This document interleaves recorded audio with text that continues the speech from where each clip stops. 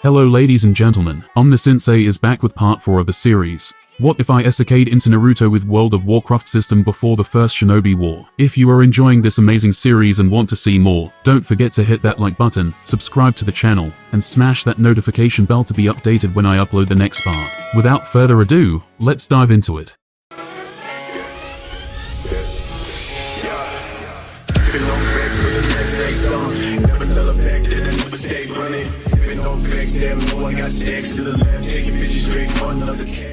After my reunion with Tsunade, things continued. It was good, a sense of continuance I needed. It was as if I never left the village, as if I hadn't killed thousands. It made me feel, for a moment once again, normal. Though, if I have to be honest, something did change. Tsunade was a bit different, not a bad different though. I just don't know how to explain it. It is like she didn't want to spend a day without me. Every morning I wake up to her knocking at my door to talk or train. Or just sit on a tree without doing anything. I liked it. Maybe that is why she was doing it. Who knows? Wake up. A cheerful voice interrupted my meditations. Ready to train. Tsunade smiled, jumping to my window. I returned a grin. I am, but aren't you getting tired of losing? Tsunade rolled her eyes as she snorted. I know I can't beat you, but it's fun. Besides, while I wait for my sensei to arrive, you are the best teacher available. Well, she was right. Fair enough, I chuckled, flickering out of my room. Show off, Tsunade mumbled. A few minutes later, we were in the middle of the woods, where Tsunade was sparring against one of my clones, while I ate some breakfast. The fight was one-sided, with my clone dodging and deflecting her attacks at every turn.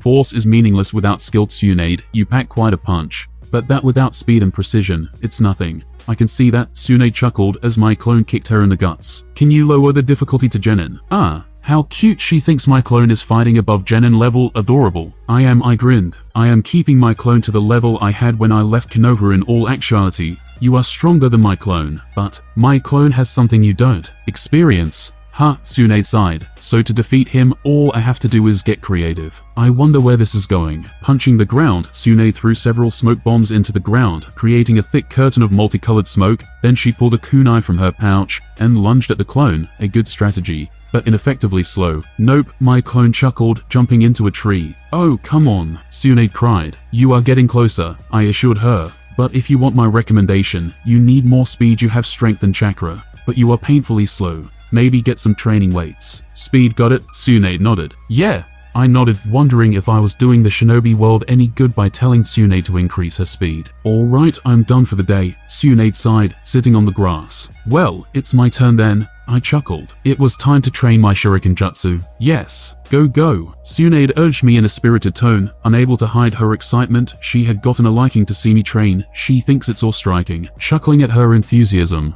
I grabbed my kunai as I ordered my clone to put targets around. Once the clone was done, I wedged one kunai in between all my fingers, making a total of 8 kunais in my hands. 8 iron claws that reminded me of the days I used to pretend I was Wolverine. Taking a deep breath, I lowered my face and focused on my surroundings. For a brief second that expanded in the shaking of the trees under the wing. I let out a small breath as I kicked lightly at the ground beneath my feet. In the air, with my body upside down, I looked around, locating the targets, and with a swift movement, I threw the kunai, shortly followed by a familiar sound. ESK, TSK, TSK, TSK. All 8 of them in the center. Wow, Tsunade said, amazed at the result. It was good, but a moving target, it's harder, I added. Soon after we finished our daily training, I walked Tsunade back to the Senju compound, where Mita resided. Today I had been invited to dine with her and Tsunade, a very prestigious invitation apparently, considering Mito didn't invite anyone, according to Tsunade. As we walked out of the forest, a very familiar feeling caught my attention. Killing intent, Tsunade.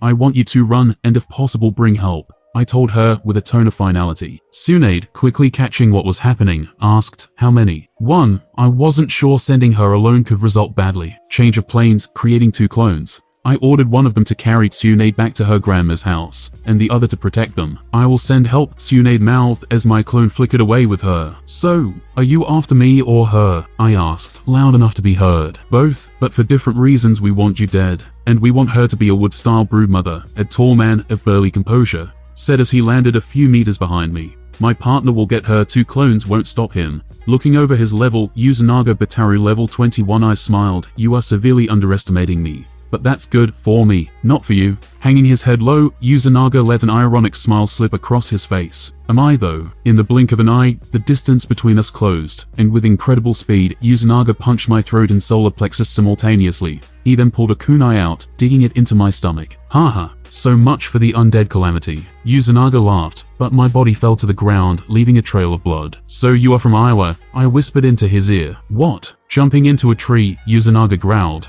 I killed you how? The undead part should be a dead giveaway. But it's not because of that. I chuckled, looking over my corpse, or should I say my illusionary clone. Genjutsu, but the files say you don't use genjutsu, Yuzunaga muttered in disbelief as my corpse disappeared into nothingness. I normally don't, but Tobirama-sensei was very clear when he told me a shinobi must master everything. I chuckled. But when? Yuzunaga asked, when did you put me in the illusion? The first clone I created and never dissipated. He did it for me. You would be surprised how easy it's to infect someone else with your chakra when they are overconfident. I answered, anyway, time to take a nap, using Hammer of Justice. I stunned him into place, and then with a chakra-powered punch, I knocked him out cold. That's one. Now onto the before I was able to finish that sentence, one of the clones I had sent with Tsunade dissipated, transferring to me the information that the other enemy had been taken care of rather easily, and that Tsunade was already within Kinova walls. Well, let's see what the torture department wants to do with these two. I sighed as I wondered if I would have time to buy something for Mito before 7. A few days after the attack, Hiruzen arrived. I informed him what had happened, and as expected, he suspected the same thing I did. You see, there was a reason beyond interrogation why I hadn't killed the enemy ninja that tried to kill me and kidnap Tsunade. Because the one that sent them knew they were gonna fail, meaning their mission objective was not success, but something else. Their objective was to rekindle the flames of war by having us break the peace treaty. In short, they sent 2 scapegoats to die, so that they could say we broke the treaty by killing 2 of their ninjas. At least that was my theory. Otherwise, their plan made no sense. The ninja they had sent were weak, and considering my fame in Iowa, it was stupid to send them after me. The sad thing about all of this was, the poor idiots didn't know about this plan. In their heads, the cage had sent them on this mission, because according to them, no one else besides them could complete it. In the end, Hiruzen let them go, for the sake of preserving the peace, showing Iowa in the process we would not fall for such attempts. Not gonna lie, I wanted to kill them, but the risk of igniting the war again was too big. You did well, Hiruzen sighed. And yet I feel dirty. I sighed. I understand the feeling. Hiruzen agreed, so I heard you have been training one of my students. I have, considering you haven't taught her anything. I nodded. I just got here, Hiruzen pouted. By the way, unless it is a necessity, don't call me for a mission. I need a vacation and time to train. I informed him with a tone of finality. I needed a break from all of this. Sure, Hiruzen nodded. Well, time to go. I had a lot of things to do, like buying groceries, and the sweet bacon bits DeAndre loves so much. Oh, I almost forgot. I heard you had dinner with Mito and Tsunade. How was it? At this, a heavy drop of cold sweat fell onto the floor. That dinner was strange. Dinner in the Senju household a few days ago, right bracket. I arrived at the Senju main household after carrying the 2 enemy ninja back to the torture department. The house was big and very well decorated. The wood and most of the building were charged with residual chakra, a very odd feeling. Welcome, Mito, Uzumaki greeted, and for a second I detailed her from head to toe, noticing she had long, bright red hair that was arranged in buns with hairpins in them, and 3 clips in the front keeping the whole style together. Her eyes were black and pupilless, giving an odd sensation when being looked at. For her clothes, she wore an elaborate, high-collared kimono with the Yuzashiogaku symbol on the back of the obi, which was tied around her waist. But what got my attention was the familiar sensation I felt on her chakra. It was almost like those 2. Raiden, are you okay? Tsunade inquired in a worried tone, snapping me out of my long reverie. Sorry,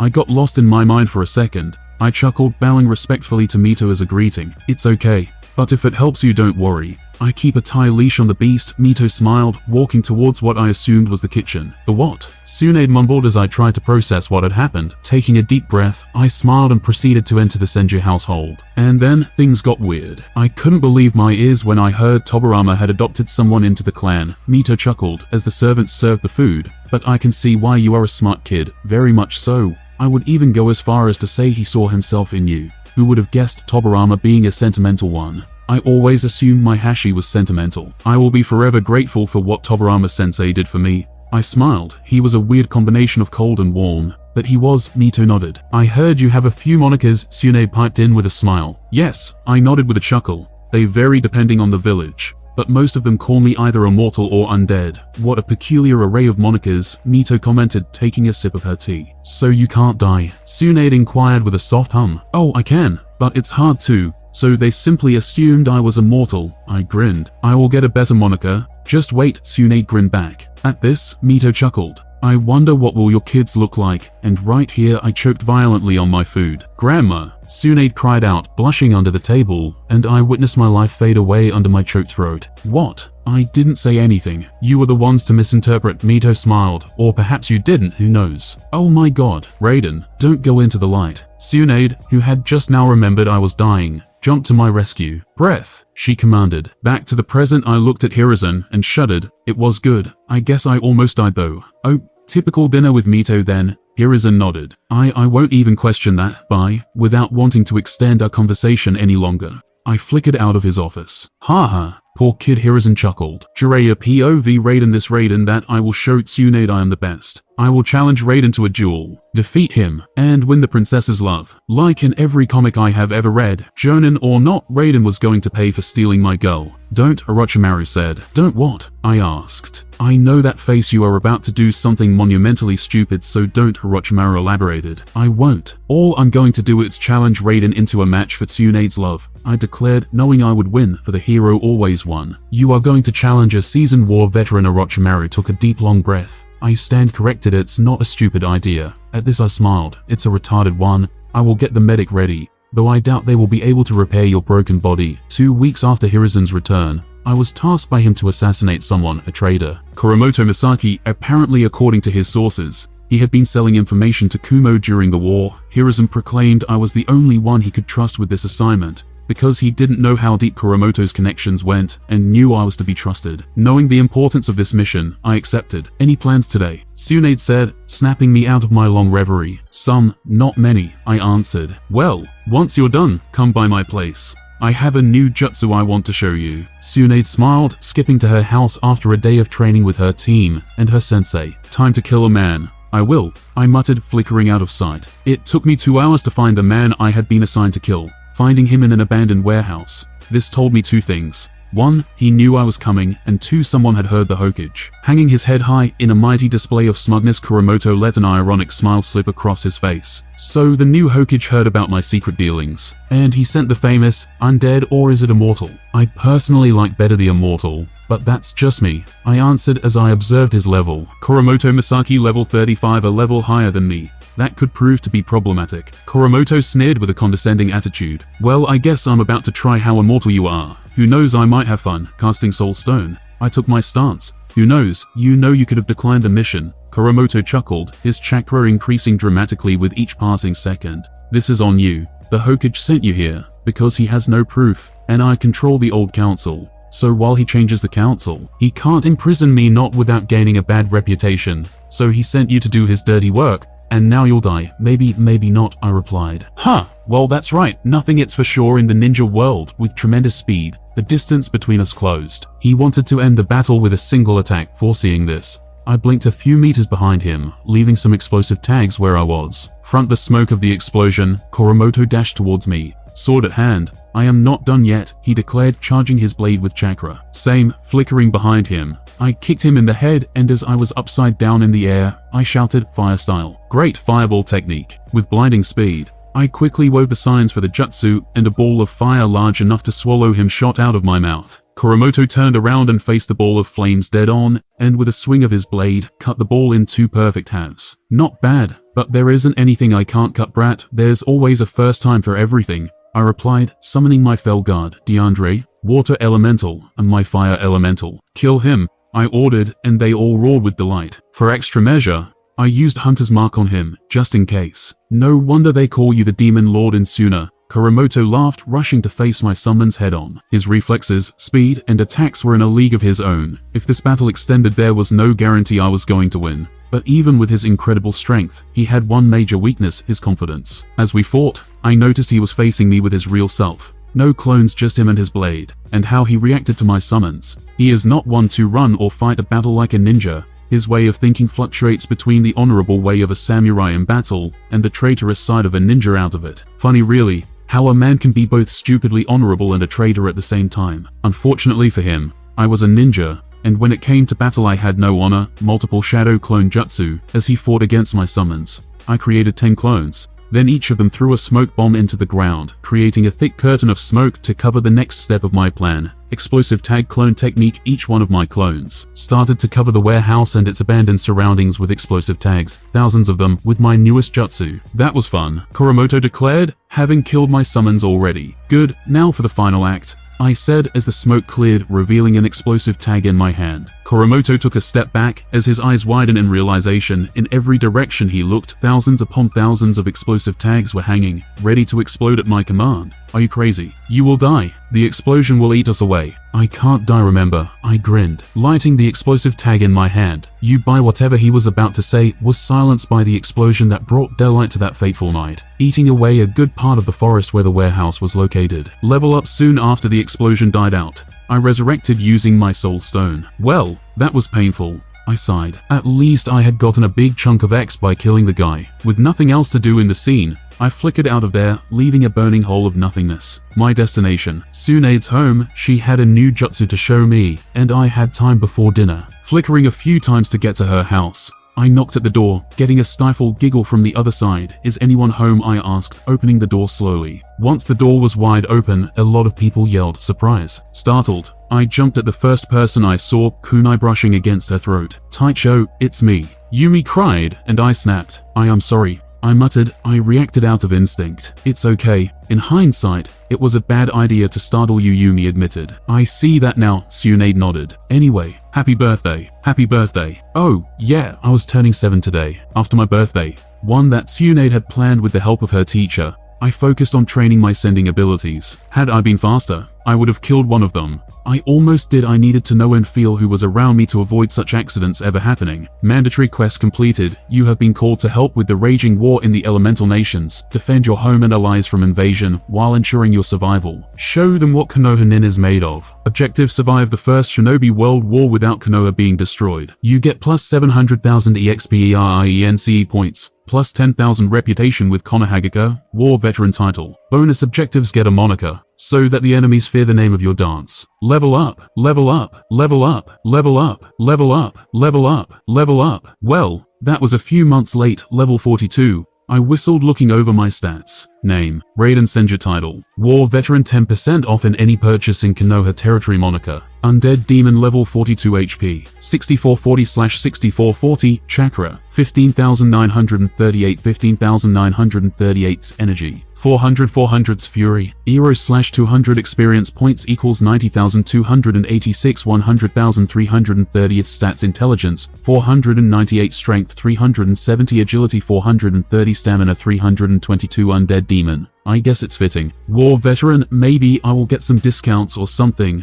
Not that I had bought anything since the day I arrived. Groceries and stuff, but nothing else. Wait a second, if I remember correctly, World of Warcraft and its reputation gave discounts. Reputation: Konoha revered 17,517/21,000 XP. Tsunade exalted 7891/10,000 XP. Hiruzen exalted 2609/10,000 XP. Kagami honored 9876/12,000 XP. Nawaki honored 6318/12,000 XP. Mito Uzumaki honored 9876/12,000 XP. Orochimaru neutral 5/3000 XP. Jiraiya neutral 1/3000 XP. Danzo neutral 1579/3000 XP. Kaharu unfriendly 0/3000 XP. Hamura unfriendly 0/3000 XP. Mora orphan matron abhorred -0/9,999,999,999 XP. I looked over the reputation with the orphan matron with curiosity. Why did she hate me, and why did that hate evolve to such lengths? I am very curious.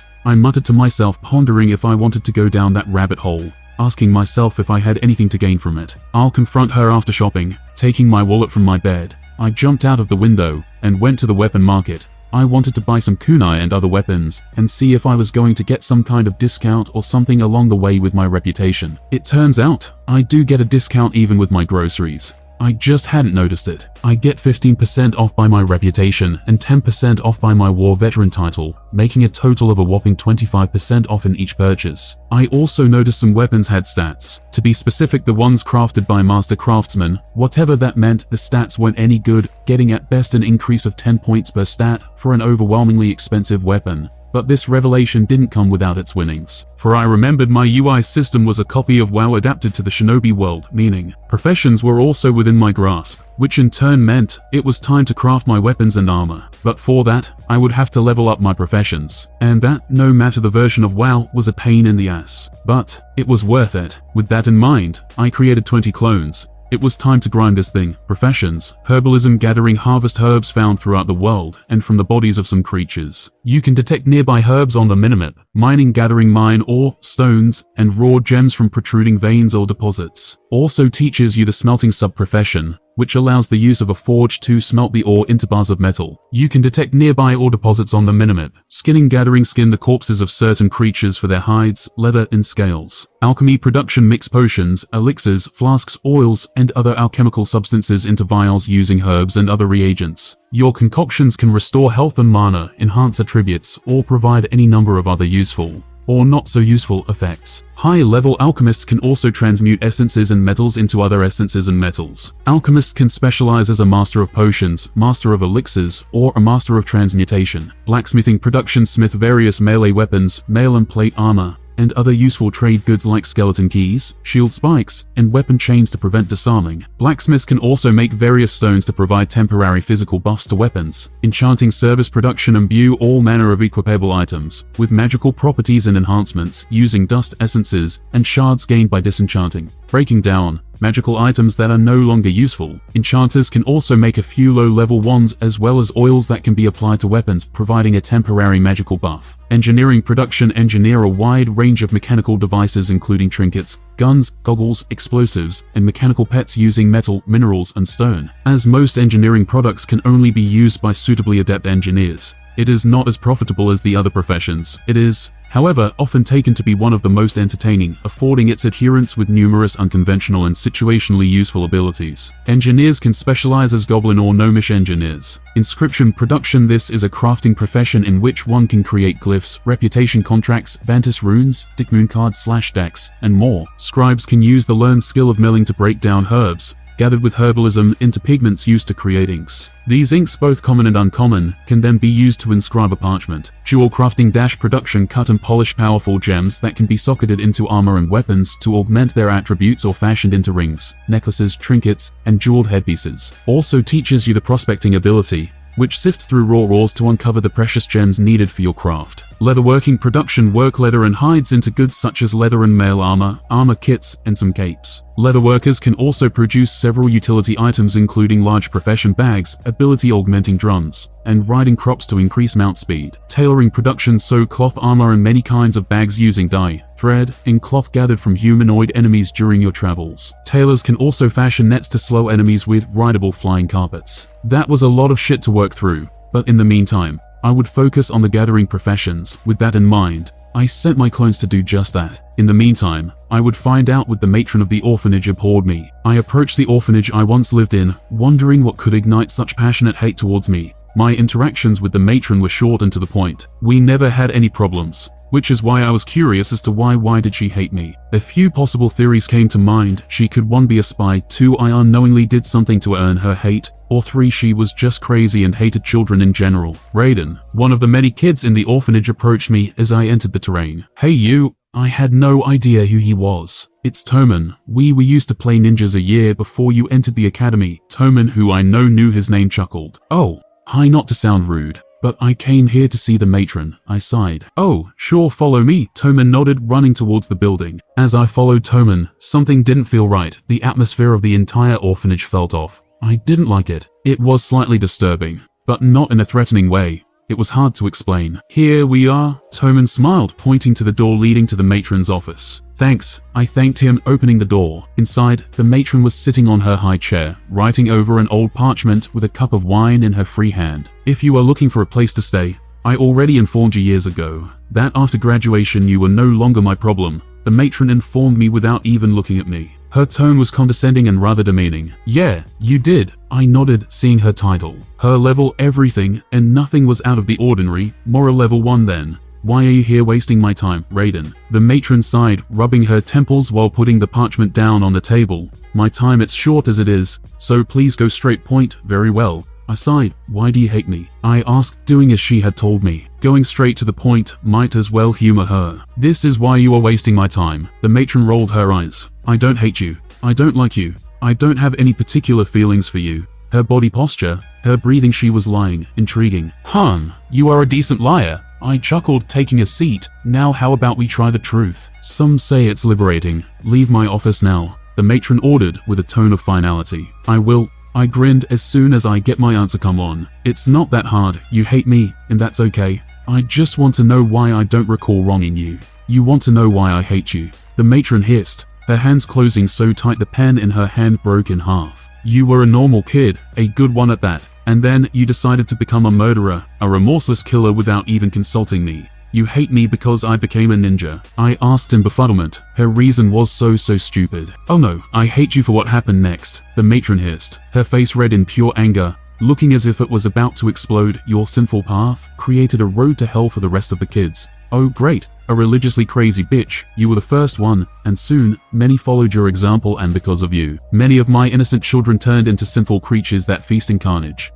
Not the answer I was expecting. But somehow it's more alarming than what I was expecting, and I was expecting you to be a spy. I sighed. Alright, it's obvious you can't run an orphanage or work with kids, or do anything related to human relationships. So I will go ahead and talk with the Hokage to have you reassigned to, I don't know, Konoha's asylum. I'll figure that out on the way to his office. No, you won't, the matron hissed, as she lunged at me armed with a small but sharp letter opener. With sight, I turned around and caught her wrist, throwing her into the wooden floor of the orphanage, subduing her movements with a lock. So what exactly did you think was going to happen? I asked her. I must purify the children. They won't become monsters. I won't let it. She screamed as she trashed around violently to no avail. Even with a single finger, her movements were futile. Here I came expecting something deeper, and what I got? Plain crazy. I chuckled, knocking her out with a chop to the neck. She was truly not meant to take care of anyone. A few minutes later, I was in Hiruzen's office telling him what had happened, which surprised him a bit. I can't believe she was telling the kids we were monsters, or that she thought we were. Not sure if she told the kids that.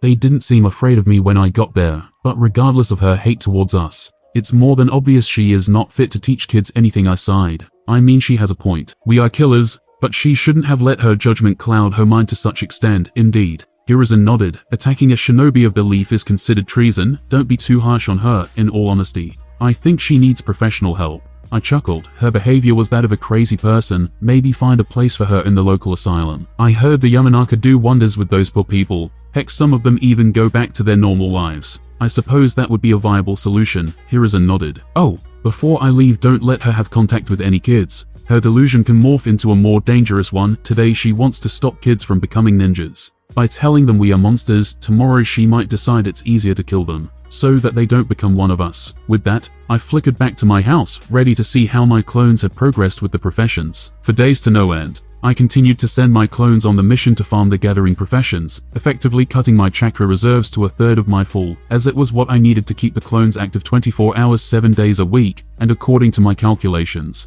I would have all the gathering professions at the max level within a year or so, mostly because the materials I had to farm were infinitely harder to find than in WoW. While my clones did that, I focused on my daily training, which itself included spending a minimum of 3 to 4 hours with Tsunade daily, be it training or just hanging together. Raiden, the Hokage has summoned you, an Anbu officer informed me as I meditated in my room, and with desperation, I groaned. What part of vacation didn't Hiruzen understand? I'll be there in a few. I sighed, shoving the Anbu off my house. Anbu or not, I wanted my boundaries. 2 minutes after the Anbu officer disturbed my peace of mind, I arrived at Hiruzen's office, where with a very long sigh, I asked him, what do you want today? I mean, seriously, since I arrived he has sent me on missions almost daily. If I'm not killing a traitor, I'm training his team because he is busy. No missions today. Don't get all grumpy. Hiruzen chuckled. I just wanted to tell you what I have to tell you personally. He sighed, taking a deep breath afterward. Tobirama's sensei funeral, we have postponed it for a while,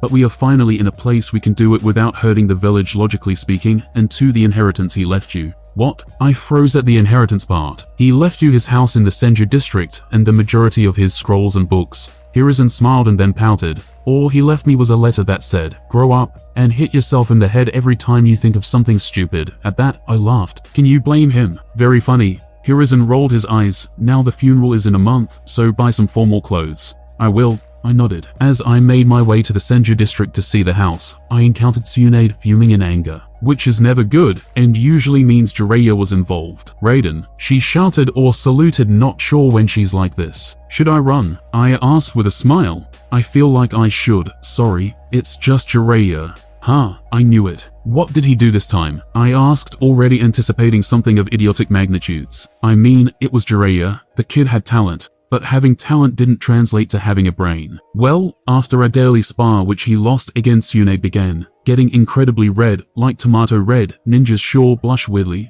So like the sour loser he is, he called me flat-chested rhino. The last part was almost inaudible. Flat-chested rhino. I repeated and she nodded, hiding her face under her hair. Why the rhino part though? I asked calmly. I have no idea, Tsunade replied. Well, Tsunade, if you want my advice, don't pay attention to him. I sighed. Am I though? Tsunade mumbled. What? I asked. Flat, Tsunade muttered. Tsunade, we are 7. I deadpanned. I dare you to find a 7-year-old with fully developed breasts. I stopped for a moment to analyze that, and shuddered. Scratch that, it would be disturbing if you find it. The point is we are kids, and Jiraiya is an idiot. Yeah, he is, Tsunade repeated in a more jovial tone. I will kick his ass again next time I see him, she declared with enthusiasm. Oh, I almost forgot. Look. With a smile, she pointed to her feet. I got the weights you told me about. It's hard to fight with them, but I do feel they are pushing forward. Oh boy, what did I do? Oh well, good. I smiled, patting her on the head softly. Now how about we get something to eat? I'm starving. Oh, I know a place that sells steak. Tsunade, like always, eagerly accepted. Sounds good, though I would kill for a pizza. Oh, pizza, a bounty from the heavens itself. How much I long to bite you again. What is pizza? Tsunade asked, clearly confused as I gasped in pain, emotional pain. One of the good things about having worked at a small pizzeria in my past life when I was a teenager is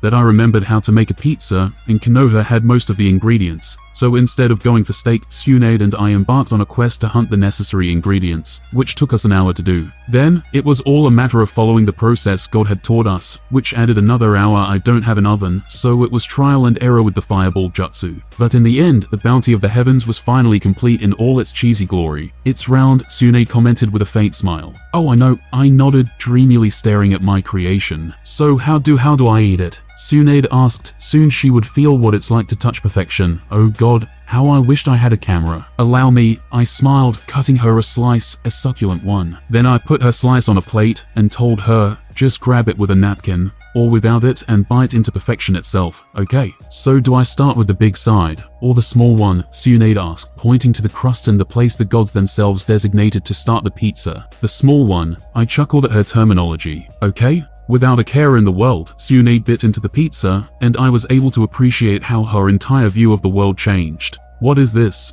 and how can I marry it? I already did my part in this world, I muttered with a smile. It's been a while. Huh? Tsunade said, her head hanging as she approached me. A month after Tobirama's funeral, I had decided to take back active duty to cool my head off, avoiding the village as much as possible. And when I was in the village, I tried to be alone with my thoughts. The murmurs of people accusing me of his death haunted me. It was painful to know they thought the same thing I thought. It was a constant reminder I was weak, and someone died because of it. Today I was in a small park in the Senju clan compound, perhaps not the best place to be alone. Then again, I didn't want to be alone. Sorry, Tsunade muttered, looking to the ground, her tone soft, carrying a heavy tint of sadness that was unnatural to her. Sorry. For what? I asked in response. Tsunade looked back at me over her shoulder, tears threatening to drop. You know, for not saying anything at the funeral. I am the one that should apologize, I said. In my little world, I had probably let her believe I was mad at her for not standing up for me. She wasn't to blame for what they said, or for my weakness back then, for ignoring me for over a month. Yes, you freaking should, Tsunade declared, and once again I was lost. But I am also sorry. I let everyone talk so bad about you, and I didn't do anything. You are my friend, and I let them hurt you. At this point, she was crying. I'm sorry for avoiding you this last month. I hugged her. I just couldn't look at you. Or Mito after all of that. The Senju clan knows you would have saved him if you had the chance, Tsunade said. I fully expected you to punch me. I chuckled. That's still on a maybe, Tsunade grinned. After my talk with Tsunade, the hateful murmurs continued, growing and evolving into new accusations. Now not only they blame me for the death of Tobirama-sensei, but for not resurrecting all of those who died. At first, I tried to reason with them, telling them that even if I wanted to bring all of those who died, it was out of my capabilities to do so. My powers had limits that I had to abide by. But no matter what argument I used, they didn't believe me. Or rather, they didn't want to believe me. And in a way, I understood. They were grieving, and for them I had within my hands the power to stop their pain, to heal their emotional wounds, by bringing back their friends, their comrades, their sons and their daughters, and in their eyes, I was refusing to be of help. Surprisingly, even with all of this turmoil boiling behind my ears, my reputation with Konoha was still the same, showing that a big majority of the population still loved me, or at least accepted me. So for a while, I ignored the rumors, focusing on my work and leveling up my professions. But then, a few months after my 8th birthday, the murmurs changed a bit, revealing information no civilian or common ninja should have, like my ability to resurrect myself, something only Hiruzen and the council knows. While it was true I was called the undead calamity of the hidden leaf, most simply assumed it was because I was immortal, or because I had incredibly healing techniques that made it near impossible to kill me, and on both accounts, most people would be right. But in reality, no one knew how I did what I did, no one except Hiruzen and the council by association, meaning that at least one of the council members was behind the murmurs. The question now was, which one or ones? Danzo was pragmatic, cold, and calculative. He didn't like me, but he didn't hate me. He considered me a valuable resource of the leaf, a tool. He had no reason to start any murmurs, which only leaves Homura and Kiharu. With that in mind, I flickered to the Hokage's office. Hiruzen, you are here to talk about that, right? Hiruzen sighed, his eyes telling me everything. He knew who had started this, probably coming to the same conclusion as me. Where are they? I asked, just now noticing Danzo was hiding within the shadows. I wonder why. Killing them would be treason, Raiden, Hiruzen reminded me. As if I would waste my time with them, killing them would accomplish nothing, but maybe cementing the idea they were selling of me. I just assumed. At this I interrupted him. You assumed wrong, I stated. I told you, Sarutobi, Danzo said, getting out of his hiding spot. Raiden, it's not a shinobi to let his emotions control him. I suppose you were right this time, Danzo. Hiruzen sighed. I misjudged. I hope you can forgive me, Raiden. Forgive? Oh fucking Christ. I sighed, rubbing my temples. There is nothing forgive. Now tell me where they are, so that I can confront them. It was true I didn't want to kill them, but I never said anything about kicking their asses. There is no need, Danzo said. I have talked with them, and they won't bother you anymore. Believe me, they won't. Well, that was ominous. Danzo had a long talk with them, Hiruzen sighed. I also took the liberty to order the Ambu to do some damage control about those pesky rumors, Danzo stated. Well, that was unexpected. I see, I sighed. I still want to personally kick their asses though. That's not illegal, is it? Well, it is, but Hiruzen chuckled. I can't always burn a report or two. If you do so, is always what you have in power. You lack in brain, Sarutobi, Danzo sighed, while Hiruzen pouted. Just challenge them to a spar in the next council meeting. Their pride and position will force them to accept, and whatever happens after that, it's merely a result of a friendly spar, no real harm done, right? I kinda like how Danzo thinks, right? I smiled. As Danzo had said, the 2 young council members had accepted my challenge, and in the said challenge, I let all the anger they had produced within me out. Needless to say, it was very satisfying to kick their asses. Unfortunately, I had to hold back a lot. But regardless of how much I had to pull my punches, I enjoyed every single second of it. After that, I returned to my normal life, as day by day the whispers and rumors about me disappeared, leaving nothing but bitter memories of what had happened buried in the past. With my peace of mind, I focused on leveling my professions. I wanted to be able to craft the items I was going to use as soon as possible. Armor, potions, weapons, the list of things I was going to craft was endless, and who knows, maybe do business with it. As for my professions, they were almost all at max level, and something that I had found out while leveling then was that the recipes came alone, with no side chaos for them. The moment I reached a level with a profession, I just knew how to make something I didn't a few seconds ago. It was a very odd sensation, but a good one anyway. Considering my level, perhaps it was time to try and craft some items. So I started to craft the strongest armor I could craft right now with the leather I had. The Desolate Leather set. First, I started crafting the treads, using 9 pieces of tiger leather and 2 pieces of ninja thread. The process was like everything had been so far, easy and almost instantaneous, generating the boots. Desolate Leather treads item level 120 armor plus 19 agility plus 34 strength plus 35 stamina plus 19 intellect, right bracket intriguing. No level requirement. That didn't align with what I remembered of WoW. Not that I was going to complain. Taking a deep breath, I continued with my crafting, this time creating the arm guards. Desolate Leather arm guards item level 119 armor plus 14 agility plus 26 strength plus 26 stamina plus 14 intellect. Next, I crafted the waistguard, fully focusing on the stats I was going to get. Desolate Leather waistguard item level 99 18 armor plus 19 agility plus 34 strength plus 34 stamina plus 19 intellect.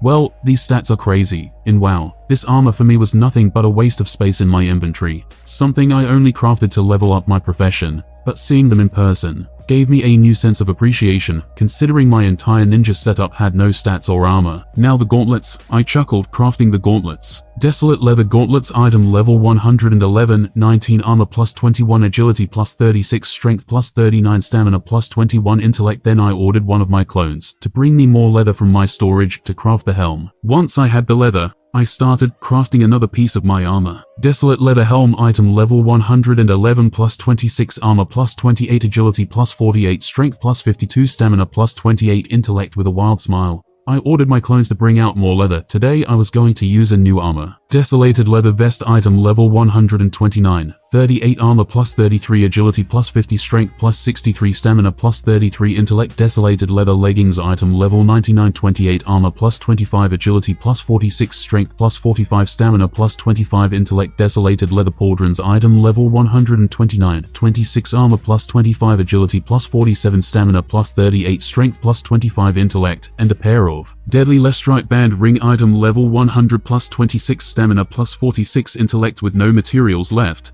I stopped my crafting and focused now on transmogrification. The armor was powerful compared to anything I had seen, but it looked very bad, like awfully so. So to be able to fix that and still use the armor, I was going to change the appearance of my armor to look like my normal attire. With my transmogrification skill, one that I had learned the moment I reached level 10 with my professions, a very useful skill. The skill allowed me to change the appearance of my clothes as long as I already had the appearance myself, meaning if I wanted my armor to look like a red shirt, I needed to have a red shirt within my possessions. It was a simple thing really. All I had to do to have variety was to buy lots of clothes and use the appearance of those clothes to modify my ugly looking armors. Stats: it was time to see the fruits of my grinding with my armor. Name: Raiden Senju. Title: War Veteran. 10% off in any purchase in Konoha Territory. Moniker: Undead Demon. Level 44 HP. 23,776, 23,776 chakra, 25,792, 25,790 seconds. Energy: 400. 400's fury. Eros/200 experience points equals 25. 106,405 stats. Intelligence equals 530. Plus 276 equals 806. Strength equals 390. Plus 312 equals 702. Agility equals 450. Plus 184 equals 634. Stamina equals 350. Plus 393 equals 743. Right bracket Jesus fuck. I chuckle. I am twice as powerful with this crappy armor. Danzo POV Raiden Senju. At first I didn't see what Tobirama Sensei saw in him, but after a bit, I had come to realize he was a tool like no other, a wild card that only Konoha should have. I didn't like the kid, but it was undeniable. His unique set of skills was of great importance to the village, which is why I had forced Kaharu and Kimura to stop antagonizing him. Should he decide to leave, the tide of power among the villages would change drastically. No, he had to be happy within the village, so that I could manipulate him, mold him into a shadow that protects the leaf, a true shinobi. And if I had to kill Kaharu and Kimura to keep the brat with a sense of belonging, I would do it with no hesitation. Tobirama Sensei had seen his value and had nurtured it with all his might. Now I shall do the same, turning him into the name every other village fears when spoken. You will be the perfect tool to keep Konoha safe, Raiden. A few months after I crafted my armor, I thought of the possibilities this unique skill meant, and all the people I could help, especially considering none of the craftable items had a level requirement, meaning should another war break out, Konoha's genin wouldn't have to die as much if their stats were higher. This, however, was not as viable as I wanted it to be. Any decent equipment required lots and lots of hard-to-find materials. Heck, my armor was in WoW terms awful, and it took me a year to gather the materials needed for it, which made my idea all the more difficult to accomplish. But in times of need, one adapts. So I thought, what about if I craft cheaper items? It would still give our genin some help during the war, increasing their survivability. But even then, I would need lots and lots of cheap material, because my goal was by no means small. I had to craft at least 1,000 rings or whatever piece of equipment I found the easiest to mass produce. Also, I would use this as a way to find free materials. After all, if they want my crafted items, they have to pay some sort of price. There is no such thing as free actions, only delayed payments. With this in mind, I brought my idea to the Hokage, showing him a simple ring. Hiruzen froze and simply stared at the ring for an hour, without saying a single word in shock. It was so alarming, his girlfriend Buwako had to slap him out of the shock. How this I don't know what to say. If you can truly mass produce this, our ninja would have a better chance should another war occur. Well, I would first need you to facilitate the materials needed for the crafting. I informed him, then we can start talking about commissions and such. I knew for a fact Konoha had a budget for weapons, so why not become their preferred provider? How much will you charge me for this? Hiruzen asked, looking at the ring in awe, not even a bit angry that I was going to charge him. We'll discuss that later. I informed him, in the meantime, find the materials I need. Then we'll talk. With that out of the way, I flickered out of his office, back to my house in the Senju compound. My house was, how to say, rather simple. Not much of anything, besides my bed and some old books and scrolls Tobirama had left inside the house. Amongst those scrolls, there was one that it got my attention. The Flying Thunder God Draft. It was but an incomplete work according to the scroll, and considering the number of the scroll and the date, it was but a draft of the completed technique, nothing but a long scroll with theory, a solid theory. The draft went into great detail about how the technique worked, and thanks to said scroll, I finally had a name for the technique he had used to save me that time. The theory behind the technique was rather simple. The application, on the other hand, was, let's just say, I had tried to learn the technique and had dropped it more than a few times. What got me the most was that the technique, in theory, was stupidly easy, but the fucking application of it was like comparing ABC to rocket science. The theory explained this jutsu was something Tobirama sensei had decided to create, inspired by how the ninja summons worked. His entire research was based on how summons were able to come and go instantaneously without much problem. In short, Tobirama had created a successful reverse summon seal that summoned him when he pumped chakra into the seal. Now this is the tricky part, creating a seal that doesn't kill you while you teleport. A brilliant idea nonetheless. A hard one to master, especially considering I had incomplete research. Perhaps if I had the final design, I would have better luck mastering the technique. So for the time being, Blink was more than enough for me. Raiden, sealing the scroll back in place. I flickered outside my house to see Tsunade knocking at my door. Today is the Konoha festival. She shouted at the door excitedly, not noticing I was standing right behind her. And you want me to go? I whispered close enough to startle her. Yes, you are taking me. Tsunade nodded, recovering from my jump scare. Okay, I shrugged. Going to a festival sounded fun. I mean yes you are. Why was she so flustered? It's so unlike her to get like that. I mean you said I was going to take you. So yeah. Why not? I smiled, patting her on the head. Good, I beat that rat of Kuroi to Yuhi. In your face. Tsunade whispered to herself. I wonder if she knows I hear her. Okay, let me clean up the house. And I stopped. When does the festival begin? In 3 hours, Tsunade answered as she ran to her grandma's house. Pick me up at grandma's, gotta go. Well,